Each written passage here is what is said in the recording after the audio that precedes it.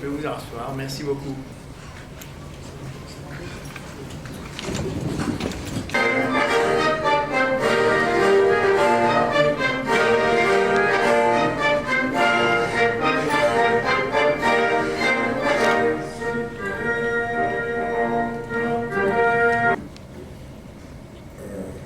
Monsieur le Président honoraire du Burundi, notre hôte.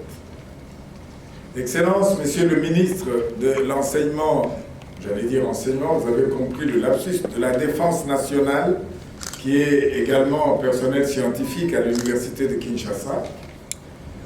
Honorables députés et sénateurs, distingués invités, le protocole, croyez-moi, en tout cas dans mon cœur et mon esprit, est totalement observé. Bienvenue à cette matinée scientifique qui est une préoccupation pour la nation congolaise tout entière en ce moment particulier.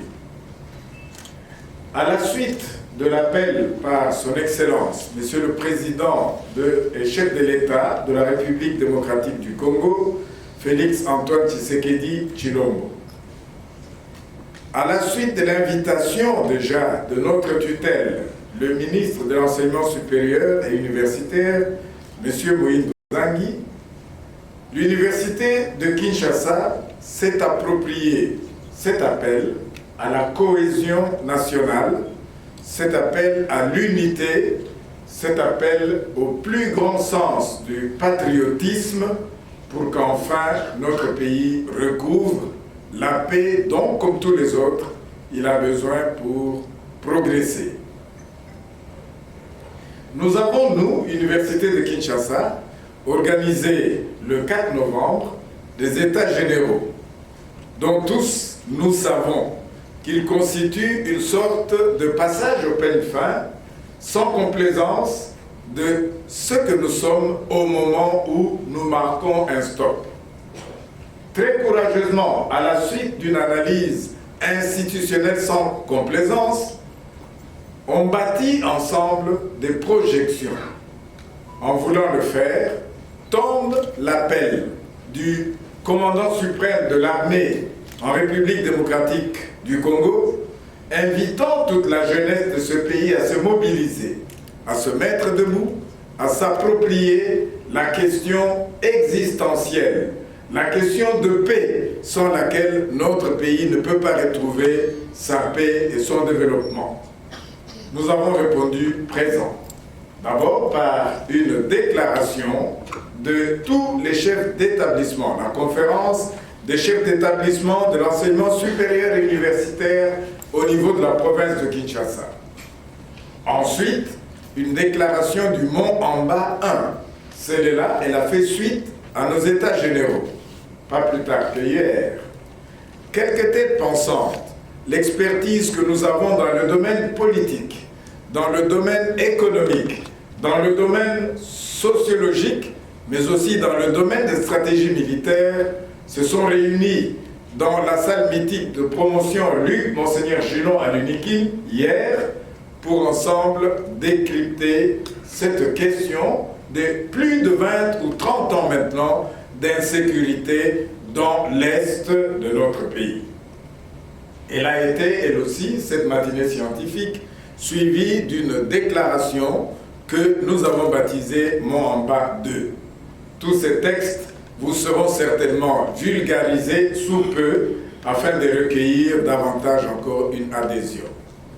Monsieur le Président honoraire du Burundi, Merci d'avoir honoré cette jeunesse, ainsi que le groupe Zoom qui vous a, avec nous, fait appel et qui co-organise cette matinée. Merci d'avoir honoré l'esprit de la jeunesse congolaise qui voudrait réellement bénéficier, elle aussi, de votre expertise d'homme d'État, de votre expertise dans la construction du forum réunissant les acteurs politiques dans la région des Grands Lacs. Cette matinée, c'est donc également pour entendre les uns et les autres, les experts en questions stratégiques, les experts en questions politiques, etc., diplomatiques, pour que nous puissions enfin nous dire, en nous regardant dans les yeux, qu'est-ce que nous avons fait jusqu'aujourd'hui et qu'est-ce que nous allons léguer aux générations à venir. En tout cas, la jeunesse de l'université de Kinshasa, celle-là au moins, je pense que je peux l'engager, est prête. Est prête non seulement à prendre les armes, elle le pourrait si le besoin l'exige, mais aujourd'hui à s'approprier la lutte. Nous savons que nous sommes convoités pour beaucoup de choses, notre richesse en eau, en forêt, évidemment le lithium et les autres minéraux stratégiques qui nous empêchent finalement de dormir. Mais si nous nous réunissons comme ça, c'est parce que nous savons qu'il faut, pour tout être humain, et c'est nous qui constituons la nation, nous puissions avoir quand même des heures convenables de sommeil pour pouvoir donner le meilleur de nous-mêmes chaque jour où Dieu nous permet tout de même de nous réveiller. Encore une fois, bienvenue à tous et réellement que cette matinée nous permette d'échanger dans la convivialité et le respect mutuel. Nous souhaitons donc que cette matinée soit le mieux possible à la hauteur des attentes de toute notre nation qui nous pose une question. Vous, intellectuels du Congo, vous, intellectuels du Burundi, qu'avez-vous fait de l'expertise que Dieu, le Très-Haut, a mis en vous? Je vous remercie. Au nom de l'organisation Zoom DPSD que je représente ici à Kinshasa, dont le président au Canada est ici, M. Omar Djouma, qui peut se lever, on va l'applaudir. Donc, notre organisation s'est beaucoup impliquée dans tout ce qui est pacification dans la région des Grands Lacs. Donc le contexte de cette conférence, au fond, c'est depuis plus de 2 décennies, la région des Grands Lacs vit des conflits à répétition. En République démocratique du Congo, il est généralement admis que le point de départ du cycle des conflits serait le génocide rwandais de 1995 ainsi que les événements liés au Burundi qui virent des centaines de milliers de personnes fuir ces 2 pays pour l'est de la RDC. S'en suivra la première guerre du Congo qui conduit au renversement du régime du président Mobutu et qui porta au pouvoir l'Alliance des forces démocratiques pour la libération du Congo, AFDL, en 1997, soutenue par certains pays voisins. Ensuite, en 1998, éclata alors la 2e guerre du Congo qui vit s'affronter sur le sol de la RDC plusieurs armées étrangères. Cette guerre prit formellement fin en 2003 à la faveur de l'accord global et inclusif de Sun City. Malgré cela, les conflits persistent, sous diverses formes dans la partie orientale de la RDC. L'objectif général de cette conférence est de contribuer aux efforts de pacification de l'Est de la République démocratique du Congo. En termes d'objectifs spécifiques de cette conférence, c'est de permettre des réflexions scientifiques avec des éminences, des experts sur les causes et les pistes surtout de solutions pour une paix durable. C'est d'élaborer également des recommandations à l'intention des différentes institutions. C'est de susciter l'implication des femmes et des jeunes dans la recherche des pistes de solutions pour une paix durable. En dernier, c'est de favoriser la mise en place d'un cadre scientifique ad hoc pour faire le suivi des recommandations de cette conférence. Donc nous avons invité plusieurs éminences et on aura un réajustement par rapport au programme. Suite à des problèmes techniques, au fond, présentement, il y avait le député Ziad Aboul Taïf qui devait intervenir à partir de Zoom, mais on a comme beaucoup de problèmes de connexion là pour pouvoir connecter. Donc on va peut-être, il participera à celui de l'université de Kinshasa demain. Donc il y a également le professeur Isidore Ndaïwel qui n'est pas présentement là. Donc pour le programme, on va commencer avec l'historique des conflits et la dynamique des conflits avec le professeur Mwaka ici présent. Ensuite, nous aurons la communauté internationale avec le professeur Mukonde. Ensuite, nous aurons la politique nationale de justice transitionnelle avec le professeur Zolobambi. Ensuite, nous aurons la coordination de l'exploitation des ressources naturelles avec son excellence M. Guy Luando. Et ensuite,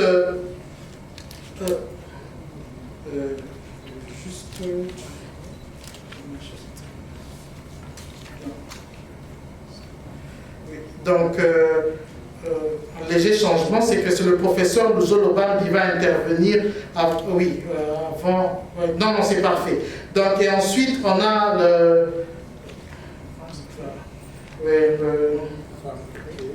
Femme épée. Femme épée, ça sera avec Madame Faïda Mwangilwa, qui va intervenir sur l'apport des femmes congolaises aux efforts de construction des solutions durables. On fera ensuite une pause et le professeur Mbata va intervenir sur le rôle de la diplomatie parlementaire dans la pacification de l'Est et on va conclure la journée avec l'intervention de son éminence, de son excellence le président honoraire du Burundi, son excellence M. Sylvestre Ntibantunganya. Je vous remercie. Qui ont été apportées dans le programme et nous allons donc en cela, à mon avis, récupérer le léger retard de démarrage.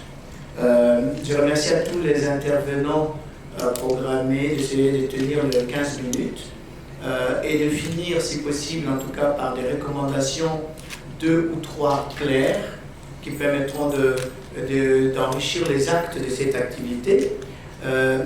Troisième chose, probablement on va laisser à tous les intervenants d'intervenir, excusez-moi le replay, et peut-être de faire une discussion ou d'échange général à la fin, ce qui permettra d'éviter éventuellement des redondances. Voilà.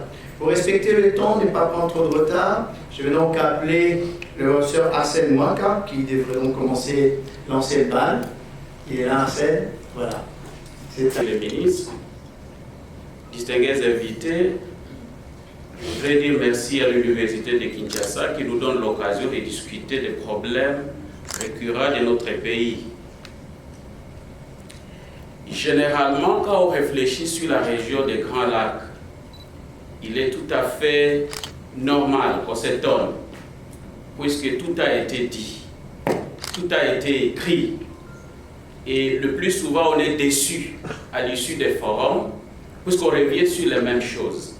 Là, je vais paraphraser un diplomate guinéen qui, lors d'une conférence à Dar es Salaam, m'avait dit que le Congo était un cimetière des textes de paix. Un cimetière. Et il avait encore dit que c'était une poubelle des textes de paix. Et donc c'est dans cette poubelle qu'on peut retrouver par exemple les textes qui pratiquement ont tenté d'organiser en 2013 la paix dans une région qui a été créée pour la circonstance. C'est une région pratiquement qu'on a appelée Grand Lac, mais en réalité qui s'étend bien au-delà et qui n'a pas de nom. C'est à travers un mécanisme qu'on a appelé le Seychelles. Et quand vous vous amusez à lire les différents textes que nous avons sur le problème qui nous tracasse, vous avez comme l'impression que les solutions sont là. Mais la question c'est toujours pourquoi ça ne marche pas.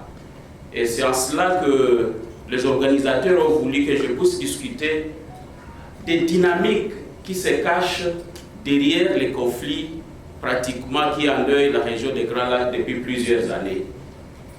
Et donc nous allons essayer de rentrer dans ce qui a déjà été dit, mais tout en essayant de mettre en exergue ce que les organisateurs ont bien voulu appeler les interconnexions des conflits dans toute la région. En d'autres termes, tout ce que nous traversons dans cette région a tendance à avoir des répondants, ou du moins à retrouver ces embranchements dans les pays voisins immédiats et même lointains.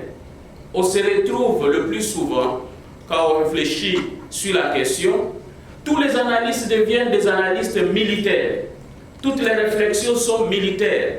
La réflexion militaire est l'alpha et l'oméga pratiquement de nos réflexions. Et donc pour l'instant, un bon Congolais attendrait de moi que je dise mobilisons-nous, prenons les armes, réorganisons l'armée et allons frapper. Mais j'ai attendu ces discours quand j'étais encore étudiant à l'université de Kinshasa en 1996. Quand on a été envahi, c'était le mot qu'on utilisait. Nous avons marché, nous étions étudiants et nous réclamions les armes comme les étudiants d'aujourd'hui les réclament. Et donc c'est comme si on était sur le point de départ. Et donc tout au long de cette petite réflexion, qui a une petite dimension historique et une petite dimension politique, à 15 minutes on ne peut pas faire l'histoire de cette région qui est une histoire très complexe, eh bien nous allons essayer de relever le fait que les conflits dans cette région s'interconnectent depuis des siècles. C'est depuis des siècles. À chercher la solution à ces problèmes, il va falloir essayer de tenir compte des dimensions qui s'enracinent dans l'histoire politique, sociale, économique de cette région.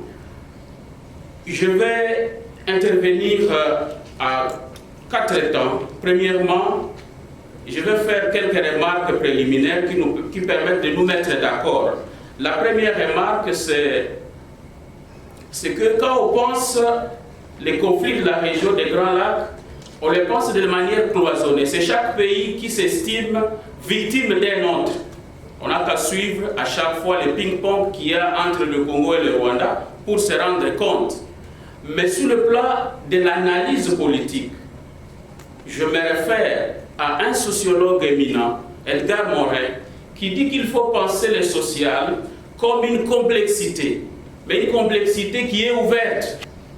Elle est ouverte. On ne peut pas limiter le social. Et le social a en lui des éléments biologiques, des éléments chimiques, des éléments historiques, des éléments de tout genre, de telle sorte que le plus souvent on se trompe en essayant de cloisonner les analyses. Deuxième remarque, c'est que à un moment comme celui-ci où le pays est agressé, nombreux attendraient de moi que je rappelle rapidement à la mobilisation générale et qu'on résolve. Et c'est répétitif. J'ai eu la chance d'observer ça depuis des années. C'est au moment où on est agressé que nous commençons la réflexion. C'est au moment où on est agressé qu'on commence même à préparer la jeunesse pour dire bon maintenant on fait ceci. Alors que nous savons que depuis plus de 30 ans, il y a des choses qui ne vont pas, qui nous demandent une réflexion permanente. Et donc, on n'attendra pas de moi que je fasse un appel, mais on attendra de moi une analyse froide. Cela ne sera pas de la trahison. Je pense que la plupart de ceux qui ont été invités sont des responsables. Je crois qu'il va falloir que quelque chose change dans notre manière de gérer cette question qui n'a que troublé cette région. Troisième et dernière remarque, c'est que le plus souvent quand on fait une analyse globalisante, on se fait reprocher d'avoir ignoré tel ou tel autre détail. Je suis très conscient. J'ai consacré toutes mes recherches pour des raisons subjectives. Je suis ressortissant de cette région.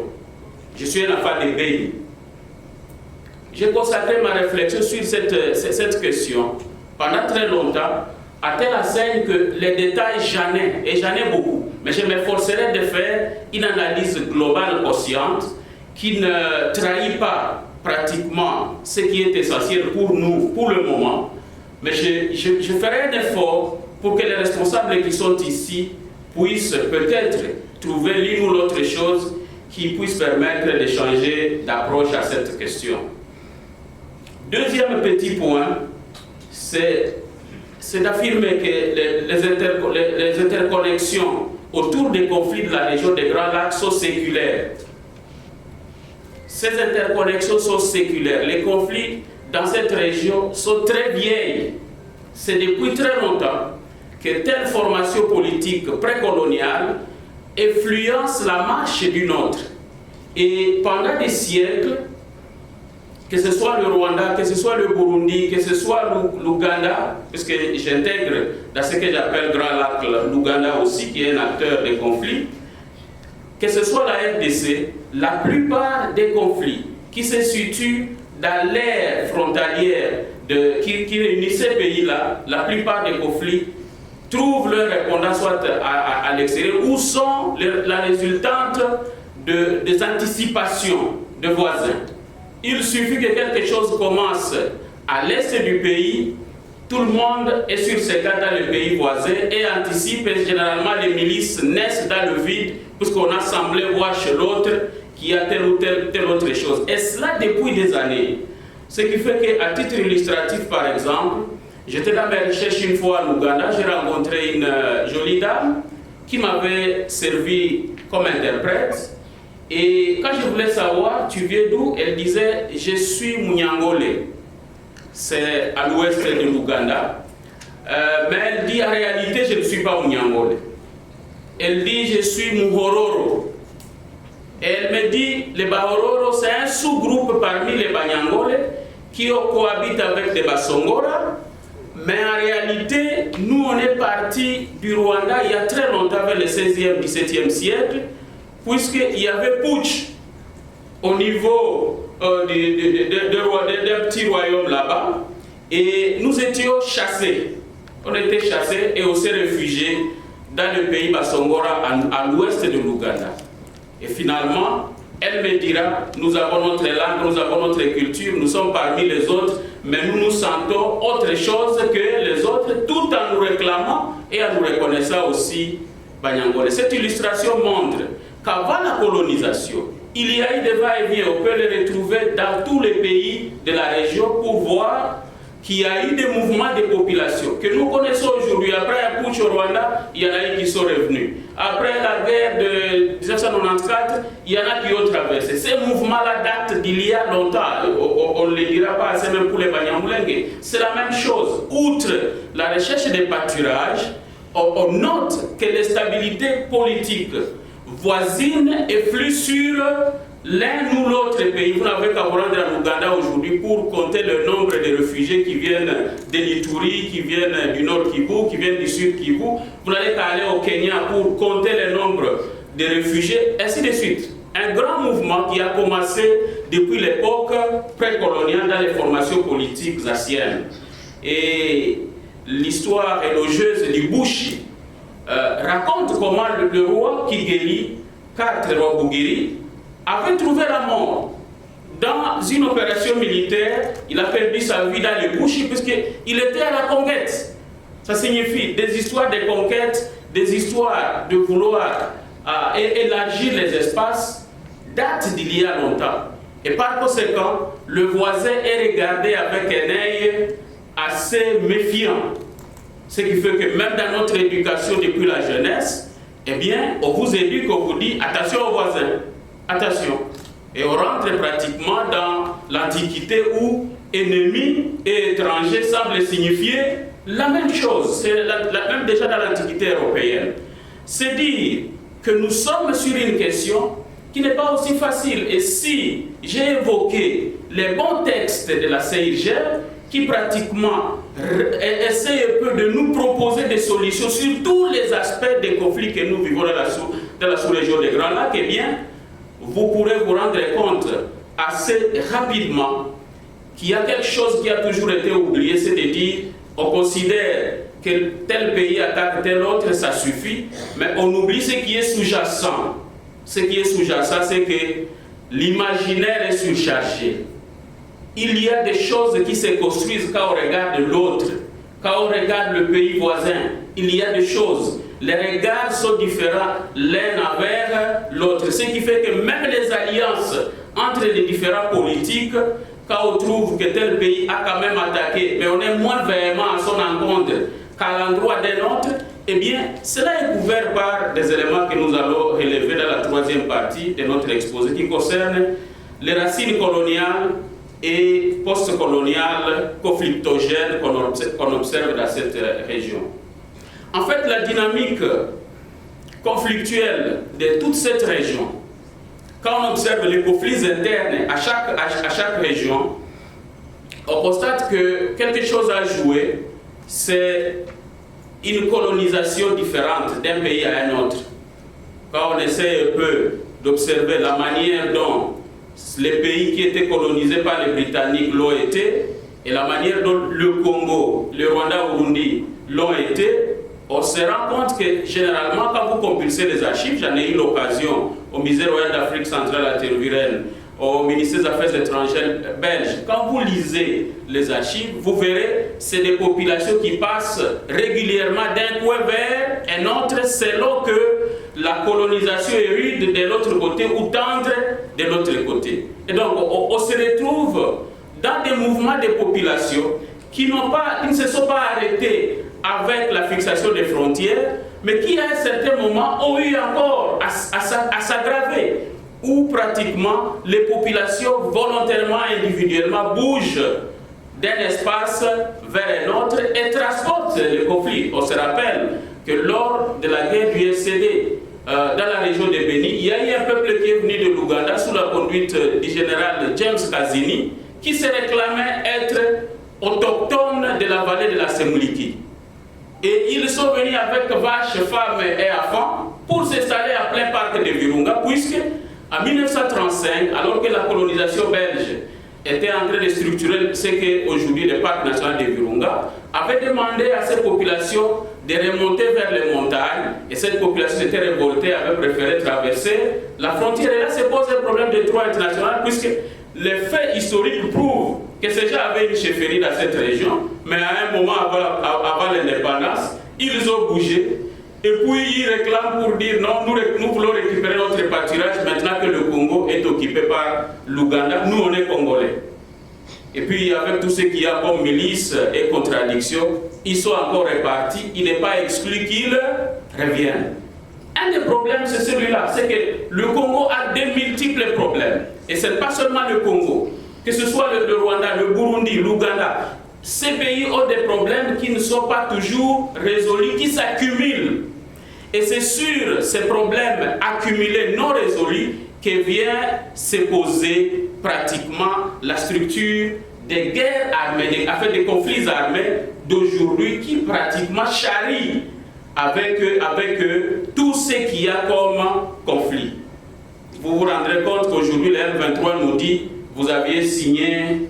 Nous sommes réfugiés, ainsi de suite. C'est puisque à chaque étape qu'on a une accalmie, on dort, on oublie, la mobilisation actuelle ne se fait pas pour conserver sur le plan intellectuel et sur le plan politique, pour qu'on puisse trouver des solutions. Il suffira d'une petite accalmie avec le M23, si on dit rentrez d'où vous êtes partis, et ainsi de suite. Vous verrez, la mobilisation actuelle va s'arrêter.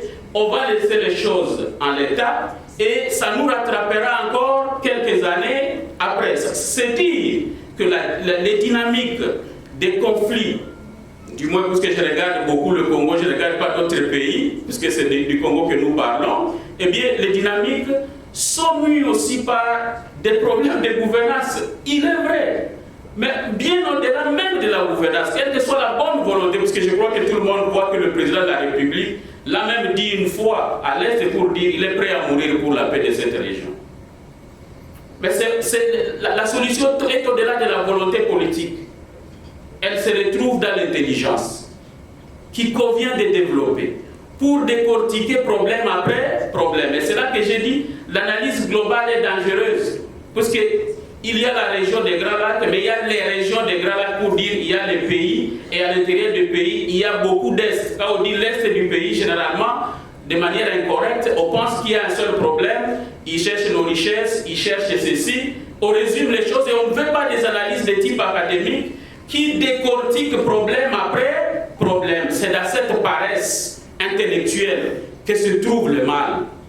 Le mal est à ce niveau, puisqu'on ne prend pas le temps, on ne veut pas utiliser sa tête pour décortiquer problème après problème, ce qui fait que quand vous êtes au Nord Kivu, dans la partie du Nord, avec l'ADF, c'est un problème différent qui a son histoire je peux décortiquer, parce que j'étais à publier un ouvrage là-dessus. C'est un problème concret, c'est étonnant parfois. J'étais député, une fois un ministre de l'Intérieur est arrivé au Parlement pour vouloir raconter des histoires. Et je lui ai rappelé que, monsieur, c'est étonnant, vous avez des services à côté de vous, vous avez l'ANER, vous avez autant de services, SAR, mais autres qui ont géré cette question. C'est étonnant que la mémoire de la République s'arrête. C'est comme celui qu'on est en train de suivre pour le moment dans les réseaux sociaux, quelqu'un qui dit qu'il Boumbaye à plus de 300 km de Goma. Et donc, même sur le plan élémentaire de la géographie, nous avons des problèmes. Et il parle au nom, je ne sais pas de quelle structure du gouvernement. C'est dire qu'on a un sérieux problème. Et le premier problème, c'est l'insuffisance de l'analyse. L'incapacité de regarder la profondeur des problèmes. C'est dans les racines qu'il y a. Les textes du CRGL sont bons, mais attention, il y a... Merci beaucoup. Les minutes sont comptées. Je connais la rigueur du modérateur. et donc, dans cette paresse intellectuelle se trouve le nœud de notre problème. Au vu des résumés, comme on le fait le plus souvent dans les ONG, les ONG n'aiment pas les analyses de type académique, ils sont anti-académiques. Ils veulent qu'on schématise les choses. Quand vous voulez commencer à rentrer dans le problème du problème, eh bien vous n'êtes pas le bienvenu. Je pense que notre pays est plus important pour mériter une analyse plus consciente, plus approfondie et qui nous permet pratiquement de rentrer dans les racines et les embranchements du problème que nous traversons. Vous vous rappellerez qu'à la décolonisation, il y a eu des décolonisations ratées, quand bien même toutes les décolonisations sont ratées. On se rappelle de l'histoire dramatique du Rwanda et du Burundi, où pratiquement les Belges colonisateurs ont voulu jouer soit à faveur de tel ou contre tel. Et ça a créé des drames qui ont fini leur course au Congo. Et aujourd'hui, nous vivons plein de problèmes successivement. Eh bien, les racines se trouvent à la source. Dans quelle mesure nous, Congo, nous essayons de trouver des réponses à toutes ces questions, puisque c'est de l'accumulation de ce genre de problèmes que nous sommes toujours en difficulté. Il y a lieu de parier que nous ferons encore la même chose, on trouvera un petit accord et finalement on va dormir sous nos lauriers et le problème se fera. Cela est aussi vrai que la colonisation a créé des mythes. Par exemple, les mythes de la supériorité des ethnies, de certaines ethnies sur d'autres, où pratiquement les ethnies, qui sont des réalités culturelles, ont été biologisées. Les gens présentent les ethnies comme des réalités de sang, alors que ce ne sont que des réalités linguistiques, ce sont des réalités culturelles, historiques. Eh bien, toutes ces constructions qui partent de l'Allemagne et amplifiées dans la décolonisation par la Belgique nous rattrapent, puisque vous pouvez vous retrouver au Kenya, et même en Tanzanie, vous vous retrouvez à Tanzanie, et puis ils vous disent, bon, mais ces problèmes de nilotiques, comment vous faites face? Moi je suis bantou, on fait comment? Et l'autre dit, moi les nilotiques, les bantous là, on a fait quoi? Ça signifie qu'il y a certaines lectures qui sont régionales. Et les alliances se font, se défont, parfois en fonction de ces idéologies qui ont été construites dans la colonisation et qui sont parfois amplifiées dans la gestion post-coloniale. Ça signifie que le problème n'est pas seulement un problème de texte, le problème n'est pas seulement un problème de fusil. Je voudrais vraiment le dire aux Congolais, parce que nous sommes convaincus que la solution pour le problème de la région des Grands Lacs, c'est un gros fusil. C'est l'aviation. Je ne sais pas, des missiles, c'est ceci, on peut le faire, mais il y a ce qui est souterrain qu'il faut déraciner. Il y a des choses qu'il faut déraciner. Ça se fait par la tête. Ça se fait par la tête.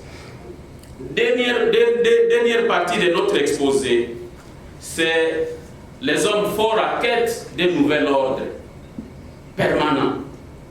Des hommes forts. La région a connu des hommes forts. Et à chaque étape, chaque homme fort veut créer un nouvel ordre. Ça commence par Mobutu, ça passe par Museveni, ça arrive à Kagame et aujourd'hui, je pense que c'est chacun qui veut définir les cartes. Mobutu a été l'homme fort de la CPGL. J'ai écrit un texte intitulé d'une CPGL à une autre pour essayer de montrer que la CPGL était une intelligence puisque nous donnions des solutions, nous cherchions des solutions politiques à nos problèmes, à sacrifier ce qui est économique. Et le plus souvent, on a toujours dénoncé la CPGL comme un gaspillage. Mais je voudrais dire à ceux qui nous gouvernent aujourd'hui que c'est une piste. Quand bien même le président Tshisekedi a tenté, on a vu comment le Rwandais a boudé, puisqu'il connaît la réalité. Ça permet au Congo de pouvoir doter des voisins assez turbulents parfois, trouver l'occasion de dialoguer et partager le peu que nous avons, que Dieu nous a donné, avec à tout peuple plutôt qu'un pillage. Et je ne saurais pas m'étendre suffisamment pour dire, pour démontrer comment, avec Mobutu, il y a eu un leadership, mais qui s'est détruit. On se rappellera de nos troupes qui ont été envoyées à la frontière ougando-rwandaise pour tenter de contrer la paix à l'époque. C'était une intelligence, puisque Mobutu voyait que l'occupation du Rwanda allait directement faire chuter le pouvoir. Et malheureusement, je suis parmi les étudiants qui avaient marché contre Mobutu pour dire voilà un dictateur qui exporte même la dictature au-delà des frontières. Cette intelligence que nous devons retrouver. Il y avait des gens intelligents autour de Mobutu qui avaient compris qu'en laissant occuper le Rwanda, on donnait la porte à l'occupation du Congo. Et aujourd'hui, on y est. Ça demande qu'on retourne à l'intelligence. Avec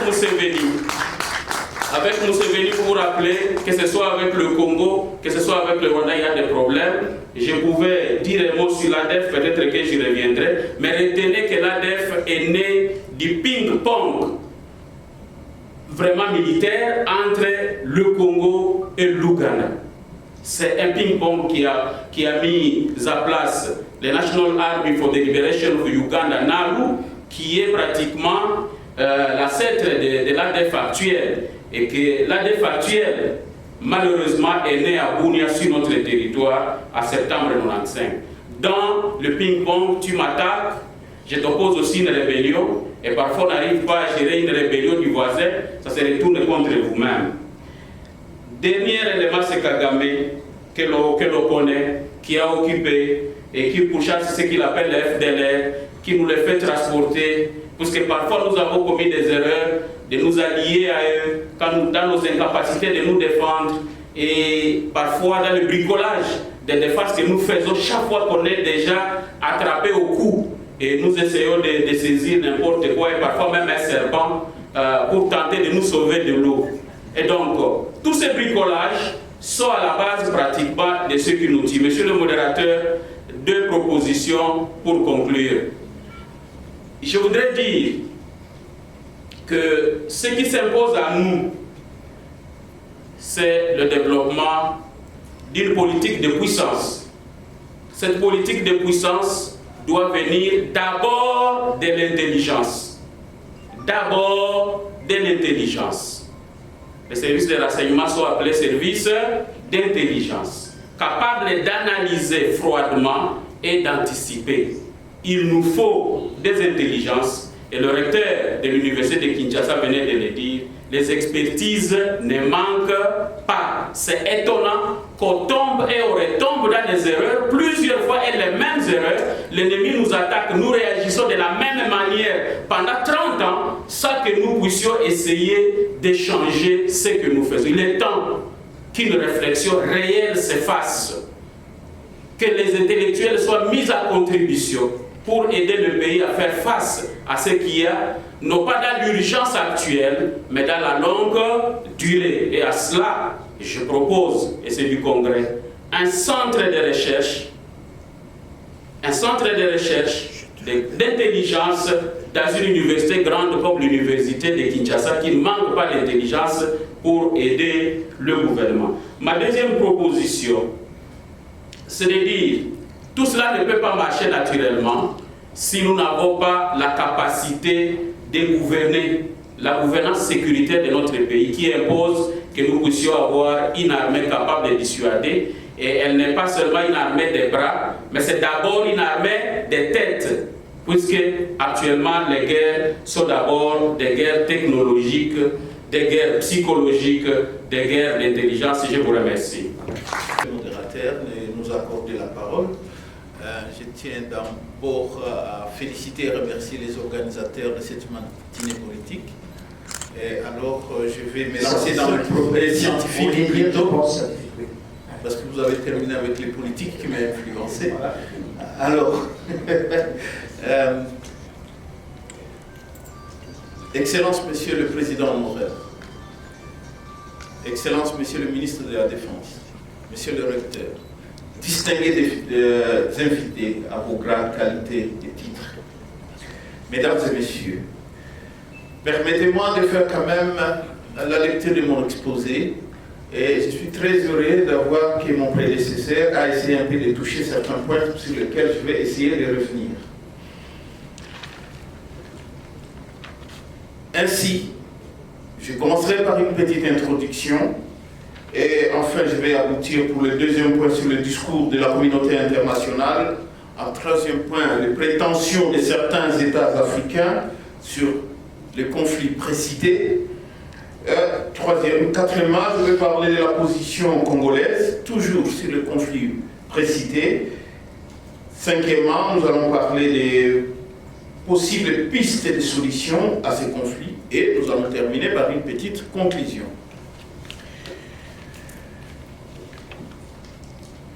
En République démocratique du Congo, démocratie, développement, paix durable promis et raté, plusieurs interrogations demeurent présentement sans une certaine tentative d'explication précise sur leur fondement.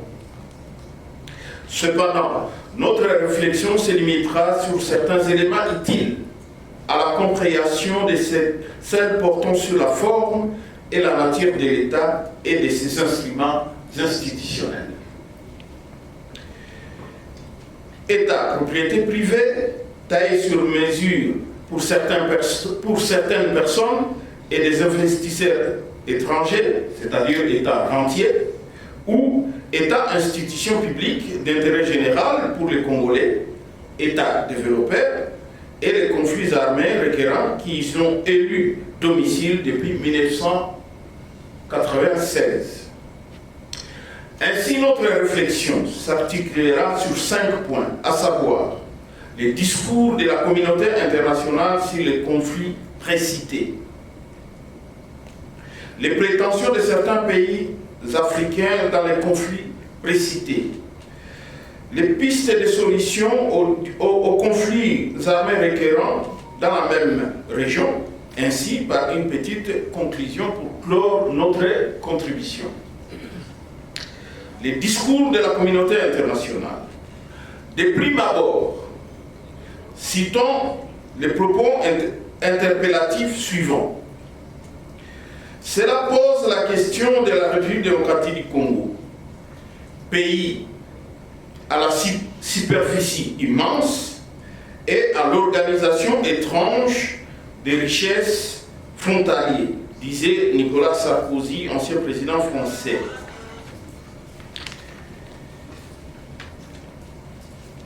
François Twagiramungu, ancien premier ministre rwandais, en 1994, disait, nous citons, « Il s'organise aujourd'hui pour attaquer le Congo sous prétexte que la révision des frontières devient obligatoire. » On n'est pas dupe.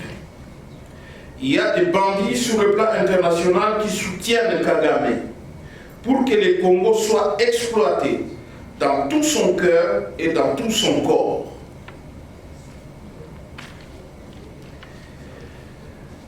La vérité, c'est qu'aujourd'hui, ce mouvement M23 est une armée moderne et possède des équipements plus perfectionnés que ceux de la MONUSCO.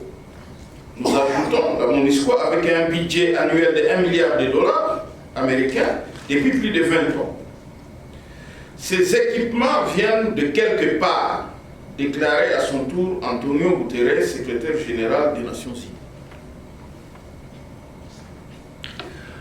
Ces citations rappellent d'autres de 1996 et 1998. En effet, un rapport des Strategic Studies Institute des États-Unis intitulé Reform, Conflict and Security in Zaire datant du 5 juin 1996 indiquait que les États-Unis, qui n'ont plus de raison aujourd'hui de donner une priorité absolue à l'objectif du maintien de la stabilité et de l'unité du Zaïre, pourraient se résoudre à prendre les risques de soutenir une région ou province sécessionniste où se manifesterait une volonté de réforme et de démocratisation. Dans cette optique, l'armée américaine devrait renforcer sa coopération avec les militaires d'États africains appelés à jouer le premier rôle dans l'opération engagée.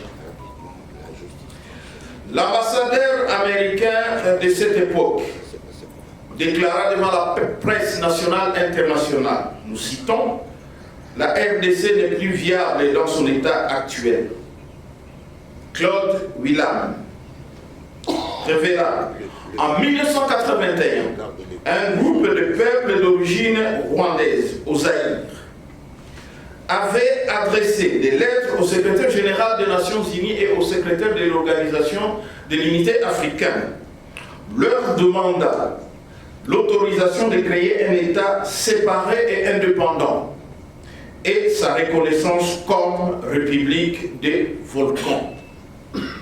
Ainsi, à la lumière de l'histoire précoloniale, coloniale, post-coloniale de la RDC, une constance frappe les esprits éveillés, à savoir son statut d'éternelle colonie internationale.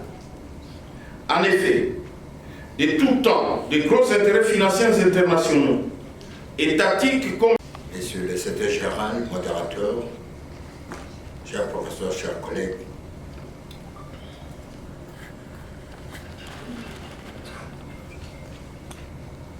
Excellences, Monsieur le Président honoraire du Burundi, honorables députés et sénateurs, Excellences,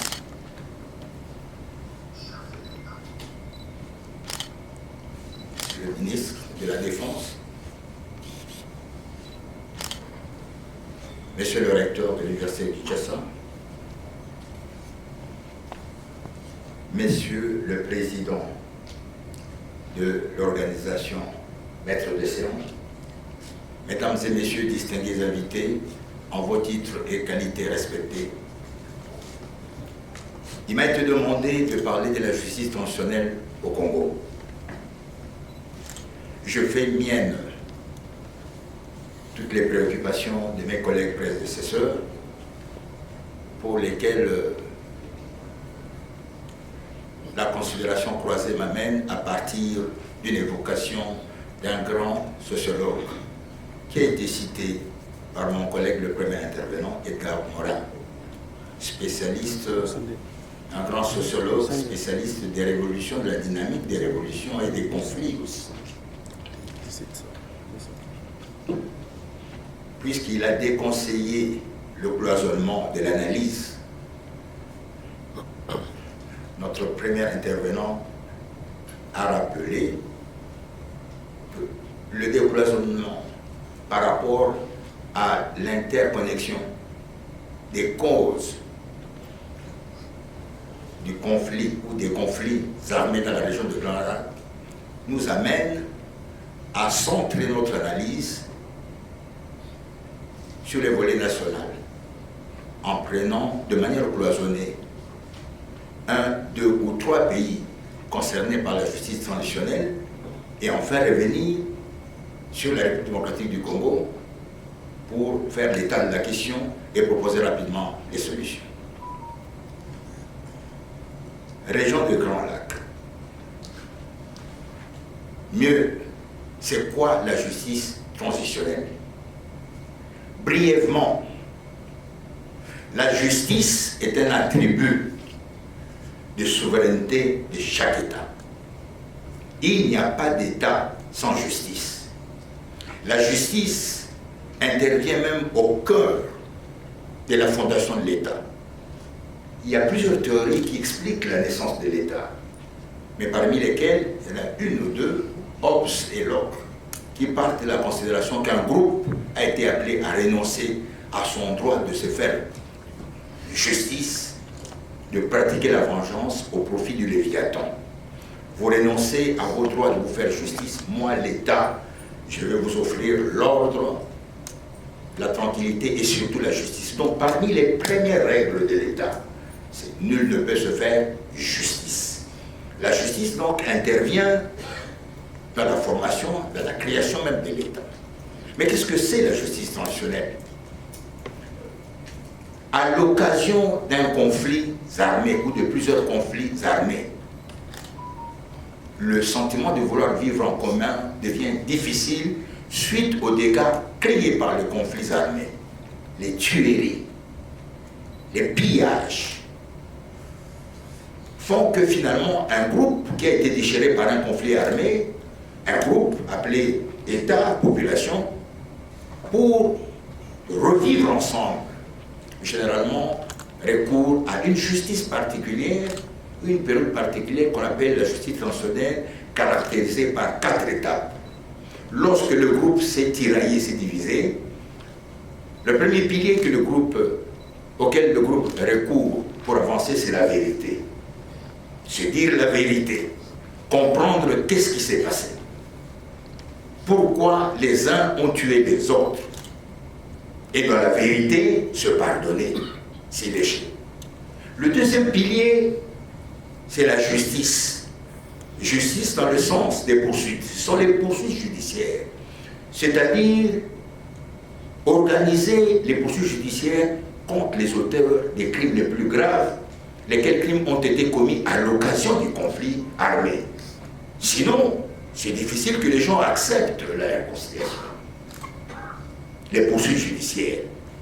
Troisième pilier, organiser les réparations des victimes du conflit ou des conflits armés pour que le préjudice subi par ces innocents-là puisse être réparé et les permettre de revenir à la vie avant l'avènement du conflit. Donc c'est le troisième pilier, réparation du préjudice subi. Et le quatrième pilier, ce sont les réformes que doit prendre un État pour garantir la non-répétition, c'est-à-dire quelles sont les mesures qu'un État doit prendre pour que les conflits ne se répètent plus.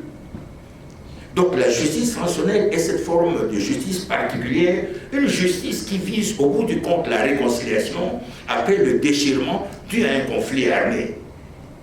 Et les Nations Unies ont mis en place les standards internationaux, je vais citer les 4 piliers, pour permettre souvent chaque État qui a connu un déchirement interne pour reprendre, d'avancer en recourant à la justice transitionnelle. C'est une justice de résilience. De résilience pour permettre à une société qui a été impactée par le conflit à reprendre la route et à reprendre la vie commune. C'est cela en gros la politique de justice transitionnelle, souvent utilisée par plusieurs États, et le pays le plus célèbre ici auprès de nous qui a recouru au mécanisme de justice transitionnelle, c'est l'Afrique du Sud.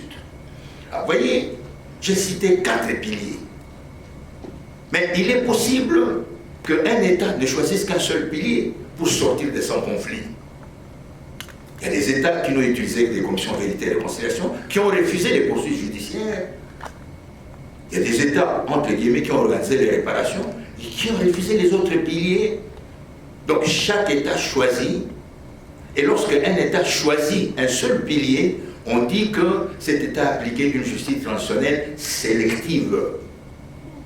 Mais lorsque l'État a choisi ce qui est souhaitable, les 4 piliers, et que l'État les applique, on dit que cet État a recouru à une justice transitionnelle holistique, c'est-à-dire qui a pris en considération les 4 piliers pour avancer. Ce mode de solution, de récomposition, de recréation, excusez-moi l'expression, d'une nouvelle vie, d'un nouveau vivre ensemble, a été utilisé dans notre région des Grands Lacs, a été utilisé au Burundi. Le Burundi a recouru à ce mode de justice transitionnelle, mais le Burundi n'avait pas accepté pour le volet judiciaire, poursuite, l'institution d'un tribunal spécial. Il a recouru de manière sélective à la création d'une commission vérité et réconciliation depuis, je pense, 10 ans aujourd'hui, mais qui peine un peu à travailler. Le Rwanda, après le génocide, a recouru au pilier justice, c'est-à-dire, sur le plan international, il y a eu le tribunal pénal international d'Arusha. Et puis, sur le plan interne, le Rwanda avait créé des chambres spécialisées qui n'ont vraiment pas bien fonctionné.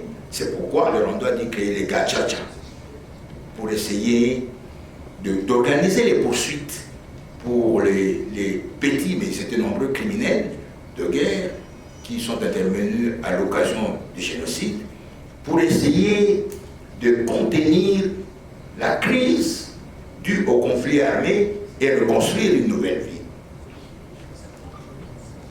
En Ouganda aussi, il y a eu l'institution de quelques juridictions spécialisées pour essayer justement de résorber le conflit armé lié à plusieurs causes qui ont été évoquées tout à l'heure par mes prédécesseurs pour résorber la crise ougandaise. Donc vous voyez, la politique de justice transitionnelle a souvent été utilisée par la plupart de nos États de la région.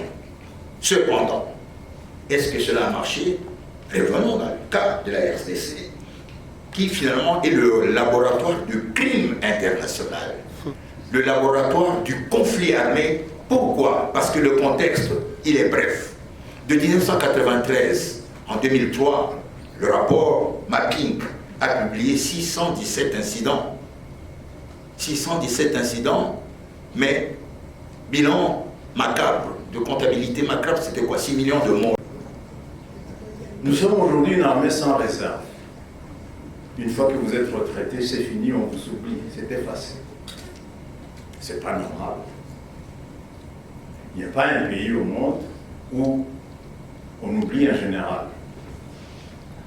retraité, où on oublie un adjudant retraité. Nous sommes la seule nation où on les oublie. Nous devons donc refaire une réserve. Nous devons avoir dans notre armée des possibilités d'avoir des grands cerveaux, pays comme professeurs et autres, qui décident de venir faire un contrat d'un certain nombre d'années avec l'armée pour certains objectifs bien précis. Ça peut être la recherche militaire, ça peut être l'enseignement militaire, ça peut être autre chose. Ça s'appelle un service militaire contractuel. Une fois que le contrat est terminé, on rentre. Ça existe dans tous les grands pays du monde. Nous voulons aussi développer dans notre pays. Nous sommes le seul pays, grand pays, où quand il y a une catastrophe majeure, tendons la main à l'extérieur. Et pourtant, dans les autres grands pays,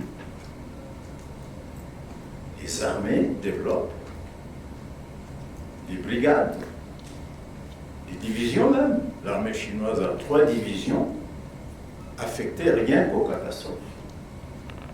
Avait lancé à la fin de ses assises, il y avait une phrase qui disait textuellement, donc ça nous conforte dans ce que vous venez de dire, il dit textuellement qu'il faut développer ou reparamétrer le Congolais mentalement. Il faut qu'il revoie un peu les bases, qu'on voit les choses différemment, qu'on arrête pour moi de regarder d'abord ailleurs, qu'on se regarde d'abord nous et chez nous.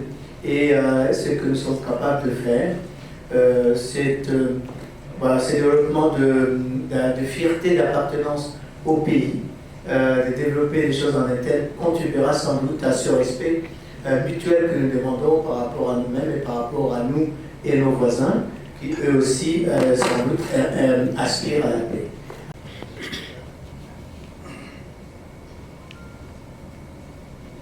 Pour moi, c'est un honneur. D'abord, je salue le recteur de l'Université de Kinshasa, et les organisateurs de ces assises qui permettent à ce que nous puissions réfléchir.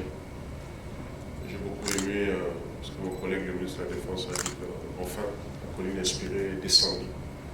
Parce qu'il était temps que la colline inspirée puisse descendre. Et c'est dans des moments comme ça que la colline inspirée doit jouer son rôle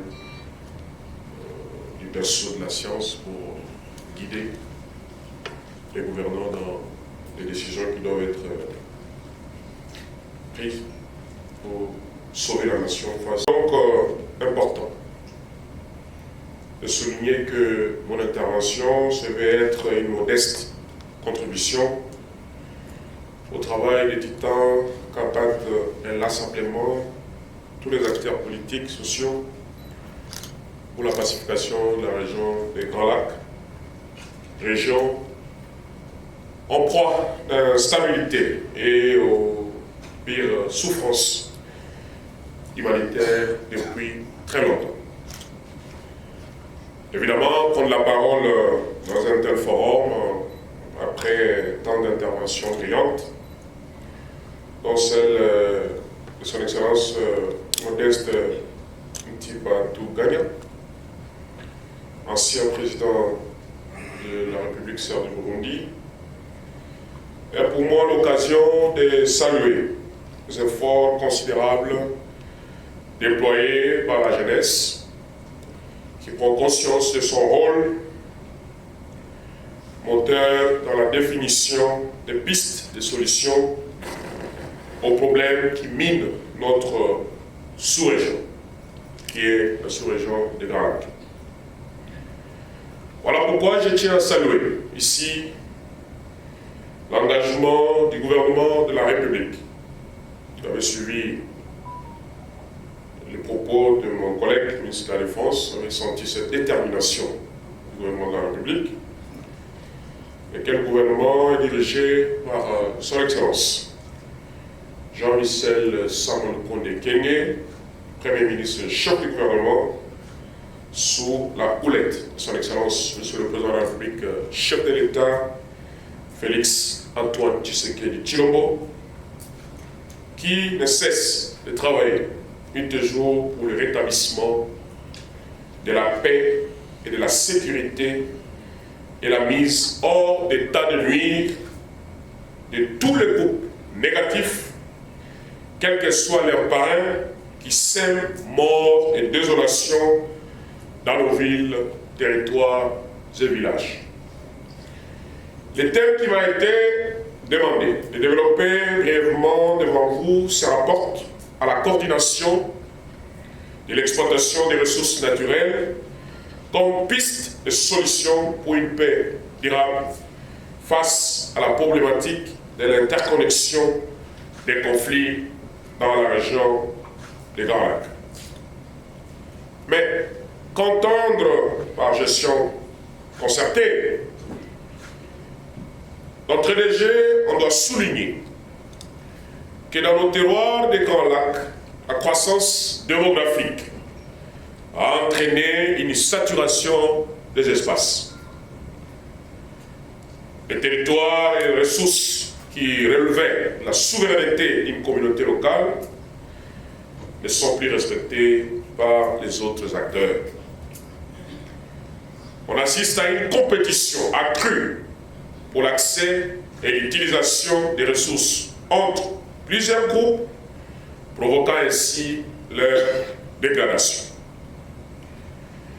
Dans de telles conditions, l'une des préoccupations des États est une meilleure gestion des ressources à travers la mise en place d'un modèle de gestion concerté. Bien qu'expérimenté depuis plusieurs années en matière de forêt et autres ressources savanicoles, et malgré les évolutions indéniables qu'elles ont entraînées dans la mise en œuvre de projets, il est toujours aussi difficile face aux critiques qu'elles soulèvent. Monsieur le Président honoraire de la République de Burundi, Excellences, Messieurs les ministres, Messieurs les organisateurs et distingués invités, Je crois que ma première tâche, c'est celle d'abord de remercier les organisateurs de cette conférence, qui commence ici bien sûr, et qui va se terminer demain à l'Université de Kinshasa. Les remercier et les féliciter pour l'initiative heureuse qu'ils ont eue d'organiser cette activité qui nous permettra de réfléchir sur les conflits dans les Grands Lacs et les possibles solutions durables à ces conflits. Je remercie donc l'Université de Kinshasa et l'association Zoom qui ont eu cette heureuse initiative. Il m'a donc été demandé de vous parler du rôle de la diplomatie parlementaire dans la recherche des pistes de solutions aux conflits qui se posent dans la région des Grands Lacs. Et d'entrée de jeu, je voudrais dire un mot sur les Grands Lacs et ma perspective des sources de conflits dans cette région.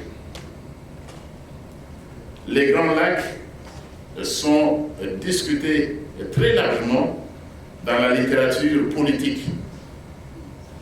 Les Grands Lacs, l'Afrique centrale abondent pratiquement comme thème dans la littérature. Je crois qu'aussi on relève un trait commun des différents écrits qui ont été publiés sur la région des Grands Lacs. Le grand trait, devrais-je dire, c'est celui de l'afro-pessimisme. Cette région des Grands Lacs abonde dans la littérature, non pas comme une source d'espoir, mais tout simplement comme une source de désespoir. Lorsqu'on évoque les Grands Lacs africains aujourd'hui, que ce soit sur le continent ou en dehors du continent, ça suscite toujours, il y a un trait qui domine, c'est une région qui n'a pas bonne presse. Et dans la littérature, même surtout anglophone et même francophone, cette région des Grands Lacs et de l'Afrique centrale, elle est considérée comme celle des États effondrés, collapse states. Lorsqu'on parle des États qui se sont effondrés, on évoque généralement la région des Grands Lacs. Donc c'est l'afro-pessimisme. C'est une région qui est considérée plus comme source de problèmes que source d'opportunités pour le développement du continent. Et déjà, lorsque l'agronome français Dumont écrivait son livre, l'Afrique noire est mal partie, je crois le regard, lorsqu'on parlait d'Afrique, il regardait surtout à cette Afrique des Grands Lacs, considérée comme étant mal partie. Et ici, dans la région des Grands Lacs, on est un peu dans ce que Conrad a appelé au cœur des ténèbres, pour évoquer le titre de l'un de ses principaux ouvrages, au cœur des ténèbres.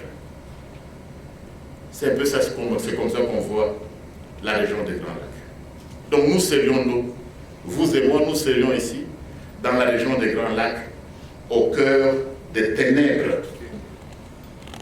Président de l'Assemblée nationale, honorables députés et sénateurs, chers recteurs de l'Université de Kinshasa, chers professeurs, distingués invités à vos titres et qualités respectifs.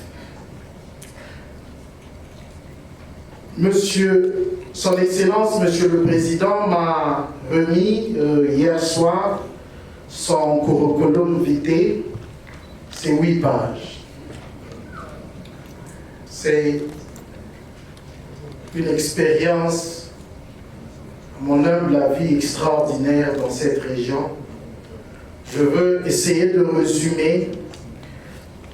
Vous avez été président du Burundi du 12 avril 1994 au 25 juillet 1996. Vous avez été sénateur, président de l'Assemblée nationale du Burundi ministre des Relations extérieures et de la coopération, journaliste également. Vous êtes actuellement président du Conseil des sages de l'Eastern Africa Standby Force. Vous avez assumé à plusieurs reprises le rôle de médiateur et vous êtes présentement le président du Comité national de dialogue social au Burundi. Vous avez été président du comité exécutif du Forum des parlements de la CIRGL. Vous avez été également président du comité de négociation de la mise en place du Forum des parlements de pays membres de la CIRGL.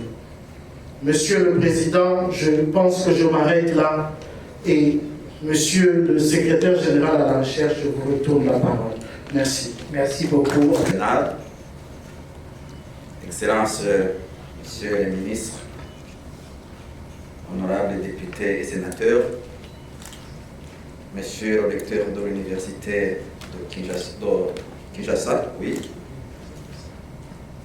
Monsieur le secrétaire général de l'Université de Kinshasa, Monsieur l'ambassadeur du Burundi, Mesdames et Messieurs les professeurs d'université, Monsieur le représentant de Zoom, Mesdames et Messieurs, tout protocole est respecté. Avant de vous livrer mon message, je vais d'abord faire des mises au point préliminaires et nécessaires. Les propos que je vais tenir ici n'engagent que M. Sylvestre Ntibantunganya. Lui seul. En deuxième lieu, je vous dirais que je vais emprunter une démarche que j'ai suivie d'ailleurs ici, au vu de tous ceux qui sont intervenus, des démarches, j'allais dire universitaires, des démarches journalistiques, mais qui ne manquera pas compte tenu justement de l'expérience qu'il vous a relatée tout à l'heure, bien sûr, de se conclure par des recommandations à caractère politique et diplomatique. C'est normal. Mon troisième commentaire préliminaire, c'est que quand on est face à un conflit comme celui qui connaît la région, il est indispensable de se dire la vérité. Toutes les vérités. Parce que quand une question est mal posée, la solution qui est proposée est en conséquence inadéquate. Et c'est ce que malheureusement nous avons vécu dans notre région au cours de ces 30 dernières années. Alors, la région des Grands Lacs. Je me souviens, j'allais juste commencer l'université. Non, je passais 3 semaines déjà à l'université. C'était le 20 septembre 1976. Le président Mobutu, Zaïre à l'époque, ces interconnexions des conflits de la région des Grands Lacs. Ils sont là, ils sont évidents. Mais ayons une ambition en tant que leader de cette région. Et nous le pouvons. Si je vous donne l'exemple par moi-même, des fois quand je suis seul, je me demande pourquoi est-ce que je suis encore là. Parce que j'étais planifié, je vous l'ai dit, pour être tué le 21 octobre. Si peut-être je suis encore là, c'est que je dise haut et fort ce que peut-être certains n'osent pas dire. Et je dois le dire.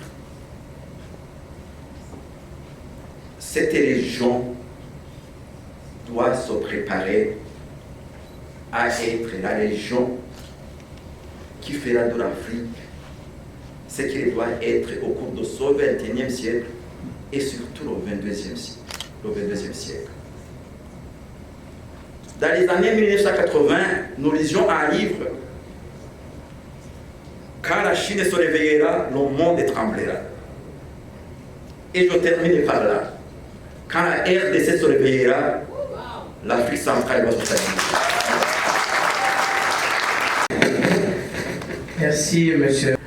Et ainsi, la RDC rassurée a joué son rôle central, qui est finalement, si je l'ai bien compris, qui est attendu par tous les autres pays. Je vais rassurer le dernier point sur la réflexion qu'il a restée, puisque notre pays est en Afrique centrale, mais il est central sur l'Afrique. Et avec cela, il a des frontières de part et d'autre. Et même sur la partie australe, il a un impact qui est immense. Il avait cité l'argument de l'océan Indien et tous les éléments qui ont été dits ici. Voilà. Donc je ne sais pas, là, il y a nos excellences qui doivent pour différents points. Merci également à Son Excellence, Monsieur le Président, honoraire. Nous savons que demain, nous profiterons encore de la possibilité de la dernière partie. Vous avez parlé du M23, comment négocier de façon unifiée. Vous finirez. Remercier tout le monde. C'est vrai que l'importance de la question a justifié d'abord le silence de cathédrale qui a caractérisé la cérémonie. Merci encore, mais vous vous en doutez, nous nous délectons de vivre encore demain et de profiter de l'expertise du président honoraire du Burundi. Merci à tous d'être venus.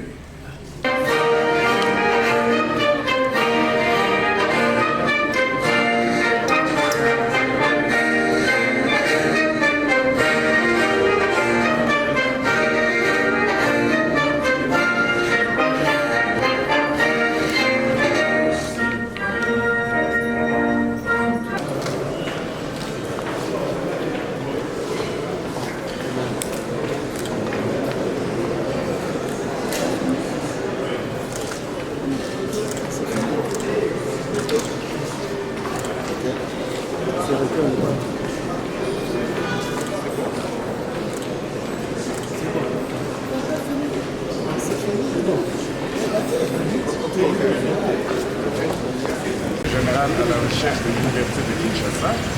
C'était déjà une journée lancée par des activités chez nous. Aujourd'hui, nous sommes là avec le groupe Zoom, des jeunes, que nous voulons accompagner.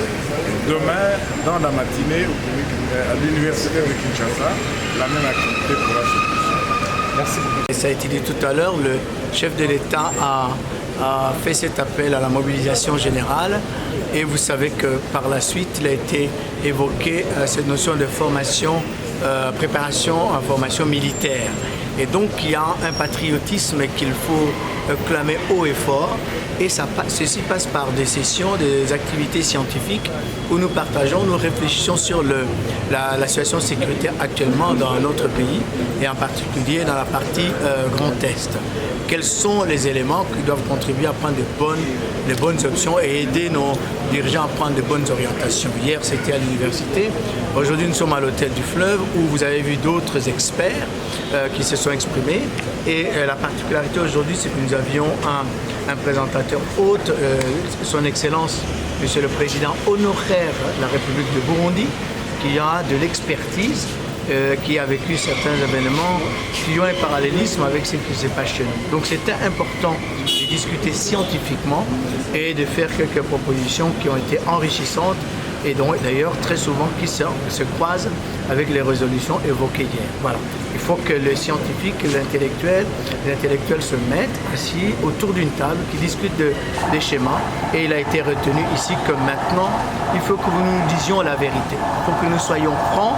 C'est en posant bien le problème qu'on arrivera à trouver les bonnes solutions. Il faut nommer les gens, nommer les acteurs du conflit et savoir prendre des décisions qui sont cohérentes. Voilà. Merci beaucoup, monsieur.